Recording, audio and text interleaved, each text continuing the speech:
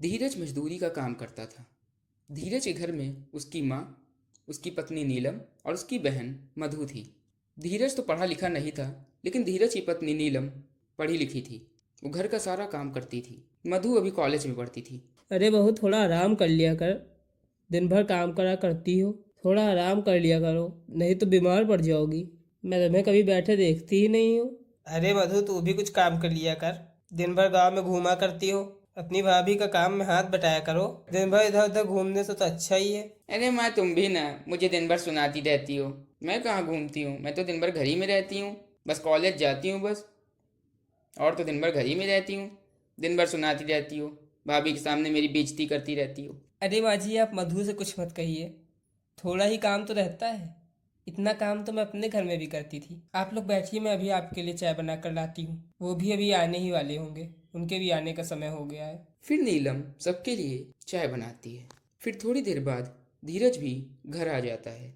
अरे आ गए बेटा, बहुत थक गए होगे। आओ बैठो। बहू, धीरज के लिए भी चाय ले आओ, देखो वो आ गया है। फिर कुछ दिन बीत जाते हैं। एक दिन मधु धीरज से कहती है, भैया, वो मैं आपको बताना भूल गई थी, वो मेरे कॉलेज की फ़ीस भी भरनी है। आप मेरे कॉलेज की फ़ीस भर दीजिए ना। ठीक है मधु, मैं आज तुम्हारे कॉलेज की फ़ीस भर दूंगा। फिर धीरज काम पर चला जाता है। एक दिन धीरज और उसकी माँ घर के बाहर बैठकर बातें कर रहे थे। माँ, मैं दिन भर मेहनत करता हूँ, फिर भी इतनी कमाई नहीं हो पाती है। अभी आगे चल के मधु की शादी भी तो करनी है। ये सब कैसे होगा माँ? बस घर का खर्च चल पाता है बस। चिंता मत करो बेटा, भगवान पे भरोसा रखो, सब कुछ हो जाएगा। तुम चिंता मत करो, बस मेहनत करते रहो। भाभी, एक बात पूछूं, क्या आपने कभी पिज्ज़ा खाया है? हाँ खाया है ना। तुम्हें भी पिज्ज़ा खाना है क्या? खाना तो है भाभी, लेकिन माँ मुझे कभी भी पिज्ज़ा खाने के पैसे नहीं देंगी। मैं तुम्हारे लिए घर ही में पिज्ज़ा बना देती हूँ ना। बाहर से खाने की क्या ज़रूरत है? बस थोड़ा सा पिज्ज़ा बनाने का सामान ले आओ, मैं तुम्हारे लिए घर ही में पिज्ज़ा बना दूंगी, वो भी बाजार से अच्छा। आप सच कह रहे हो भाभी?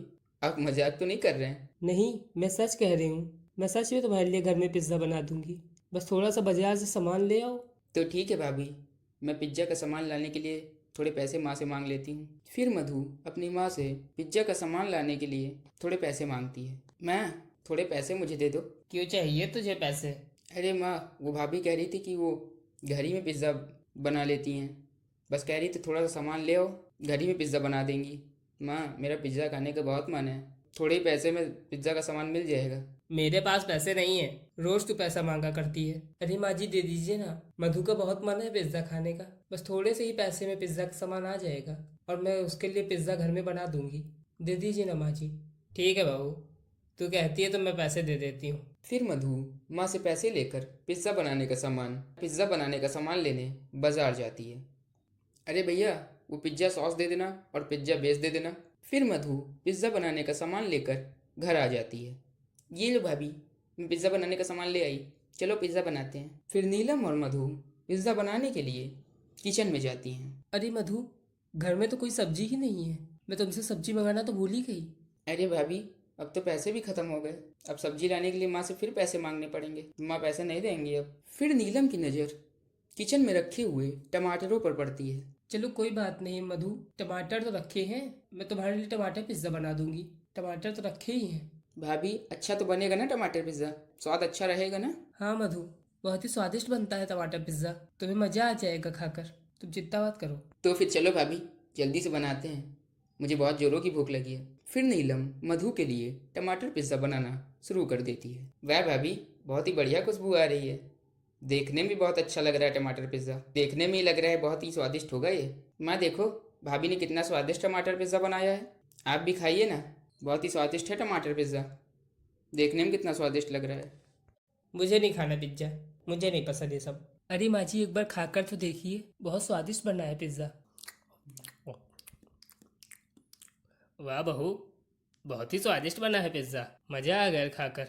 बहुत ही बढ़िया नाश्ता है, तुम लोग भी खाओ। फिर वो सब लोग टमाटर पिज़्ज़ा खाते हैं। वह भाभी, बहुत ही स्वादिष्ट पिज़्ज़ा बनाया है आपने। आपने तो बहुत ही बढ़िया पिज़्ज़ा बनाया है। इतना अच्छा तो दुकान वाले भी नहीं बना पाते होंगे। मज़ा आ गया खाकर भाभी। आज आपकी बदौलत मुझे पिज़्ज़ा खाने को मिला। थैंक यू भाभी। तुम ठीक कह रही हो मधु, ये तो मैंने भी नहीं सोचा था कि इतना स्वादिष्ट बनेगा पिज्ज़ा। तो बहुत ही स्वादिष्ट बना है, मुझे भी उम्मीद नहीं थी कि इतना स्वादिष्ट बनेगा ये। बहू, थोड़ा धीरज के लिए भी रख देना, वो भी काम से आता ही होगा, वो भी खा लेगा। जी माँ जी, मैंने उनके लिए पहले ही निकाल के रख दिया है। फिर तभी धीरज भी घर आ जाता है। भैया देखो, भाभी ने कितना स्वादिष्ट पिज्ज़ा बनाया है, आप भी खाइए ना, बहुत ही स्वादिष्ट पिज्ज़ा है, खाकर देखिए एक बार। हाँ बेटा, खाकर देखो, बहू ने बहुत ही स्वादिष्ट पिज्ज़ा बनाया है। मुझे तो मज़ा आ गया खाकर, तुम भी खाकर देखो। पिज्ज़ा? ये पिज्ज़ा क्या होता है भैया? मैंने तो पहली बार नाम सुना है। बहुत स्वादिष्ट है। वो लोग बातें कर ही रहे थे, तभी मधु के मन में एक विचार आता है और मधु कहती है, भैया मैंने सोचा है क्यों ना मैं और भाभी पिज्ज़ा बनाकर बेचें, और भैया अगर हमारा काम चल गया तो हम खूब पैसे कमाएंगे और हमारी गरीबी भी दूर हो सकती है। जी मधु ठीक कह रही है, मैं भी यही सोच रही थी। हाँ बेटा, ये दोनों ठीक कह रही हैं। ये भी अगर काम करेंगी तो तेरा कुछ बोझ भी कम हो जाएगा और हमारी आमदनी भी बढ़ेगी। मुझे विश्वास है कि इन लोगों का काम जरूर चलेगा। ठीक है माँ, तुम कहती हो तो ठीक है। फिर दूसरे दिन से नीलम और मधु टमाटर पिज्ज़ा का ठेला लगाना शुरू कर देती हैं। आओ आओ, टमाटर पिज्ज़ा खाओ, गर्मा गर्म स्वादिष्ट टमाटर पिज्ज़ा। एक बार खाओगे तो बार बार खाओगे, कभी नहीं खाया होगा इतना स्वादिष्ट टमाटर पिज्ज़ा। आओ आओ, टमाटर पिज्ज़ा खाओ, बहुत ही स्वादिष्ट पिज्ज़ा है। फिर तभी एक आदमी उनकी दुकान पर आता है। टमाटर पिज्ज़ा? ये तो पहली बार सुना है। मैंने तो टमाटर पिज्ज़ा पहली बार सुना है। कितने का है बहन? एक टमाटर पिज्ज़ा देना जरा, देखूं तो कैसा स्वाद है। अब अब वाह, क्या स्वाद है। मैंने तो ऐसा पिज़्ज़ा कभी नहीं खाया। इतना स्वादिष्ट पिज़्ज़ा, इतना स्वादिष्ट पिज़्ज़ा मैं सबको बताऊंगा तुम्हारे ठेले के बारे में। मैं फिर आऊँगा। आओ आओ, गर्मा गर्म टमाटर पिज्ज़ा खाओ, स्वादिष्ट टमाटर पिज्ज़ा सिर्फ 50 रुपए में। फिर कुछ और लोग उनके ठेले पर आते हैं। बहन एक टमाटर पिज़्ज़ा देना, पहली बार सुना है टमाटर पिज़्ज़ा के बारे में, खुशबू तो बहुत अच्छी आ रही है। एक प्लेट देना टमाटर पिज़्ज़ा। वाह वाह बहन, बहुत ही स्वादिष्ट टमाटर पिज़्ज़ा तुम लोग बनाती हो, मैं फिर आऊँगी और लोगों से भी बताऊँगी। बहुत बढ़िया। पहले ही दिन नीलम और मधु की अच्छी कमाई होती है और वो लोग बहुत खुश हो जाती हैं। माँ, पहले ही दिन हम लोग की बहुत अच्छी कमाई हुई, पहले ही दिन हम लोगों ने 2000 रुपये कमा लिए। सबको बहुत पसंद आ रहा है टमाटर पिज़्ज़ा और हमारे ग्राहक भी बनने लगे हैं। यही तरह मेहनत करते रहो। फिर धीरे धीरे उनके ग्राहक बढ़ने लगते हैं। एक टमाटर पिज़्ज़ा देना। हाँ मुझे भी एक टमाटर पिज़्ज़ा देना। हाँ मुझे भी एक टमाटर पिज़्ज़ा, बहुत ही स्वादिष्ट टमाटर पिज़्ज़ा है, मुझे भी देना। फिर धीरे धीरे उनका काम बढ़ने लगता है और उनकी कमाई भी बढ़ने लगती है और उनकी गरीबी दूर होने लगती है और धीरज भी मजदूरी का काम छोड़ देता है और उनके साथ काम करने लगता है। रमेश कपड़े की दुकान में काम करता था। रमेश के घर में उसकी पत्नी सरला और बेटा रवि था। रवि भी 10 साल का था और वो 5वीं कक्षा में पढ़ाई करता था। रमेश के घर में बहुत गरीबी थी। अरे आप आ गए, हाथ मुँह धो लीजिए, मैं आपके लिए खाना लगाती हूँ। हाँ सरला, बहुत तेज भूख लगी है, जल्दी खाना लगाओ, बहुत जोरों की भूख लगी है। फिर वो लोग खाना खा लेते हैं। रमेश को उदास बैठा देख सरला रमेश से कहती है, आप बहुत उदास लग रहे हैं, कोई बात है क्या?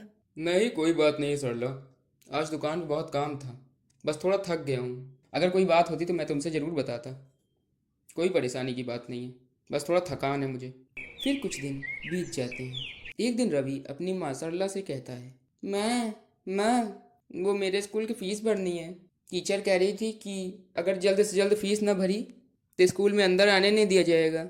ठीक है बेटा, आज मैं तुम्हारे पापा से बात करूंगी तुम्हारी फीस के बारे में। ठीक है माँ, मैं सोनू के घर खेलने जा रहा हूँ माँ। ठीक है बेटा, तुम खेलो जाकर, जल्दी आ जाना। ठीक है माँ, मैं जल्दी आ जाऊँगा खेल कर।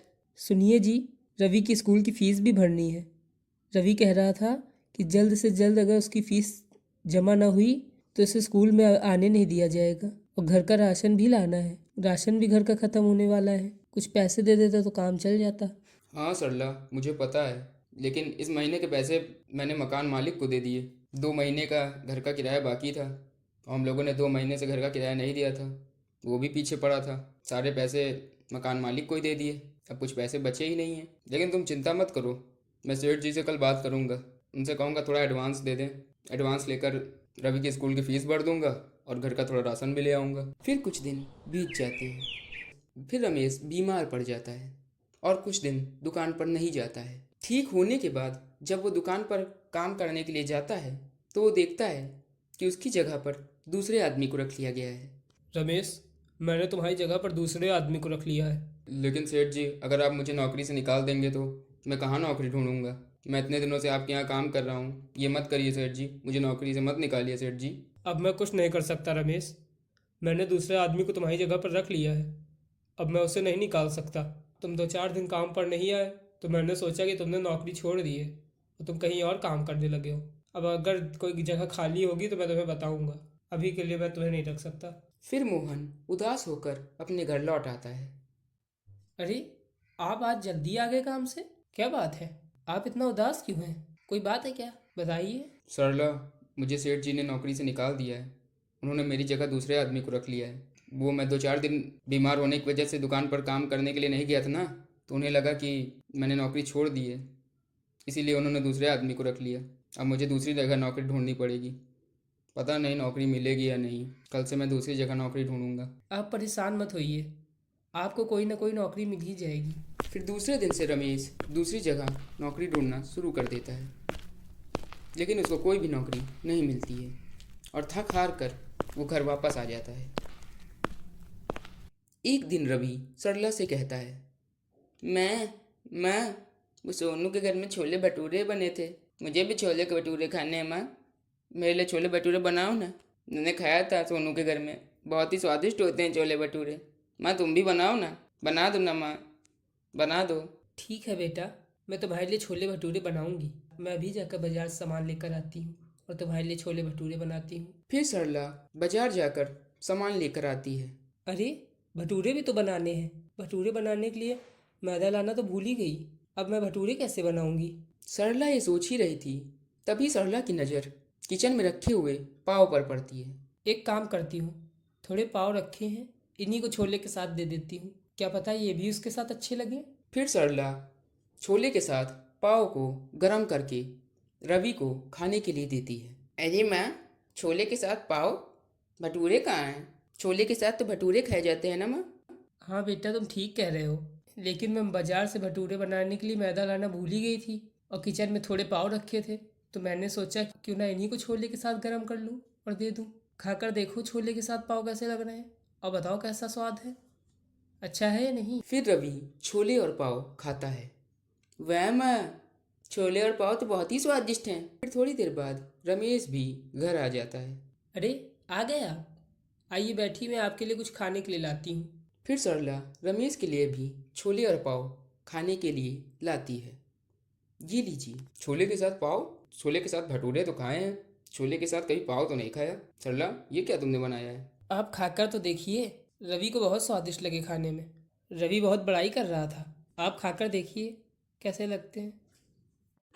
ओह वाह, छोले और पाव तो बहुत ही स्वादिष्ट है। तो छोले और भटूरे से भी ज़्यादा स्वादिष्ट लग रहे हैं। बहुत बढ़िया, खाकर मज़ा आ गया। फिर कुछ दिन बीत जाते हैं। सरला, आज भी मुझे कोई नौकरी नहीं मिली। हमारे घर का खर्च कैसे चलेगा? रवि की स्कूल की फ़ीस भी तो भरनी है, घर का राशन भी तो लाना है, मकान मालिक को कमरे का किराया भी देना है।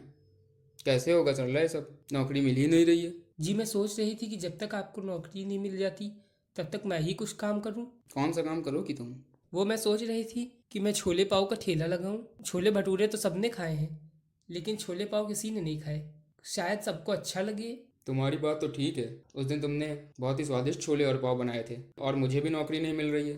कुछ ना कुछ तो काम करना ही पड़ेगा, नहीं तो घर का खर्च कैसे चलेगा। ठीक है, मैं एक ठेला किराए पर ले लेता हूँ और छोले बनाने का सामान ले आता हूँ और तुम कल से छोले और पाव का ठेला लगाना शुरू कर दो। फिर दूसरे दिन से सरला छोले पाव का ठेला लगाना शुरू कर देती है।